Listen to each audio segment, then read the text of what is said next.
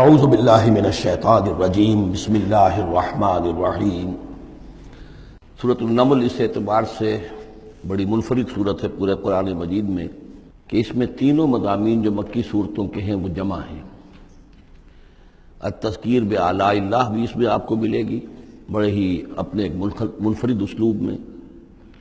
انباء الرسل بھی ہیں اور قصص النبیین بھی ہیں۔ ویسے تو سورہ شعراء جو اس سے قبل ہم نے پڑھی ہے اس میں حضرت ابراہیم علیہ السلام کا تذکرہ وہ قصص النبیین کے انداز میں ہے، لیکن باقی جو ہے اکثر و بیشتر صورت جو ہے اس پر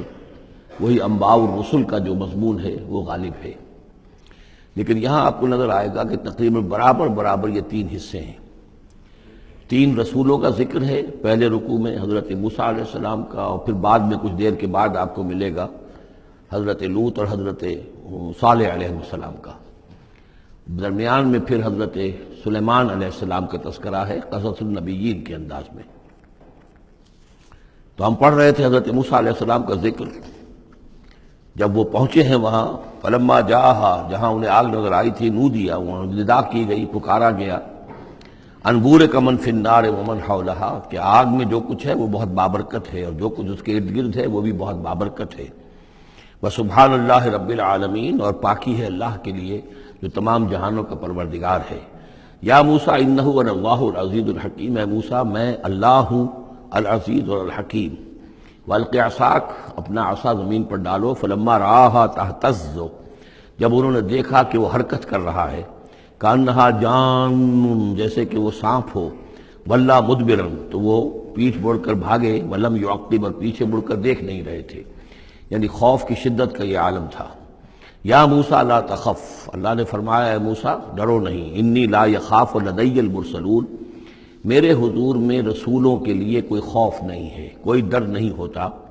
لیکن یہاں پھر اس سے آگے جو بات آئی ہے اس میں اختلاف ہے،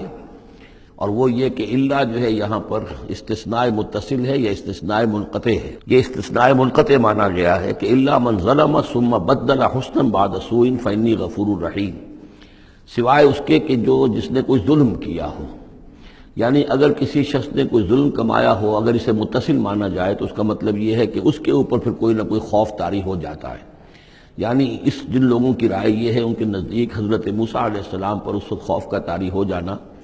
اس سبب سے تھا کہ ان سے ایک خطا ہو گئی تھی، غلطی ہو گئی تھی، ایک قتل ناحق کے وہ مرتکب ہو گئے تھے، اگرچہ وہ عمدن نہیں تھا، خطا کے ساتھ تھا۔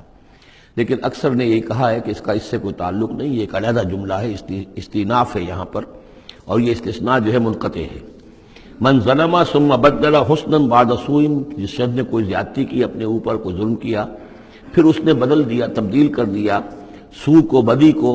بھلائی سے، حسن سے، فانی غفور الرحیم، تو میں غفور الرحیم ہوں۔ وادخل یدک فی جیبک، اور ذرا اپنا ہاتھ داخل کرو اپنے گریبان میں،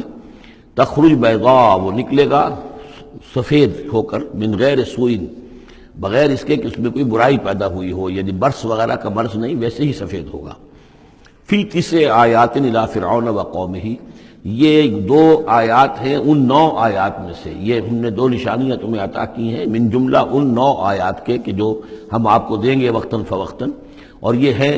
نشانیاں ہماری فرعون کے لیے اور اس کی قوم کے لیے، الی فرعون وقومہ انہم کانوا قوما فاسقین، یقیناً وہ قوم جو ہے وہ سرکشی اور اللہ تعالیٰ کی نافرمانی پر اتری ہوئی ہے۔ فلما جاءتہم آیاتنا مبصرۃ، تو جب ان کے پاس ہماری وہ نشانیاں آئیں جو ان کی آنکھیں کھولنے کے لیے کافی تھیں، حقیقت کا مشاہدہ کرانے کے لیے کافی تھیں، قالوا ھذا سحر مبین، انہوں نے کہا کہ یہ تو جادو ہے کھلا۔ وجحدوا بها واستيقنتها انفسهم ظلما وعلوا، یہ اہم مقام ہے، انہوں نے انکار کیا ان نشانیوں کا، اگرچہ ان کا یقین کیا ان کے جیوں نے، دل میں یقین آ گیا کہ یہ اللہ کی بات ہی ہے اور یہ معجزہ ہے اور یہ رسول ہے، وہ یہ بات ان کے اوپر منکشف ہو گئی، یعنی عوام جو تھے ان کے لیے نہ بھی ہوئی ہو تو جو تھے سردار اور خود فرعون،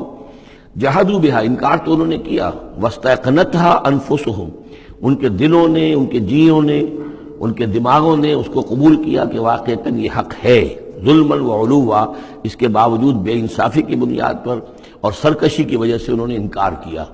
یہ ظلما وعلوا کا تعلق ہے جحدوا بہا سے، وجحدوا بہا ظلما وعلوا، واستيقنتها انفسهم، انہوں نے انکار کیا ان کا ظلم کی وجہ سے اور سرکشی کی وجہ سے، اگرچہ ان کے دلوں نے ان کا یقین کیا۔ فانظر کیف کان عاقبۃ المفسدین، تو دیکھ لو پھر کیسا انجام ہوا مفسدوں کا۔ بس یہ ایک رکوع میں اجمالاً تذکرہ حضرت موسیٰ کا ہے۔ صدق اللہ العظیم۔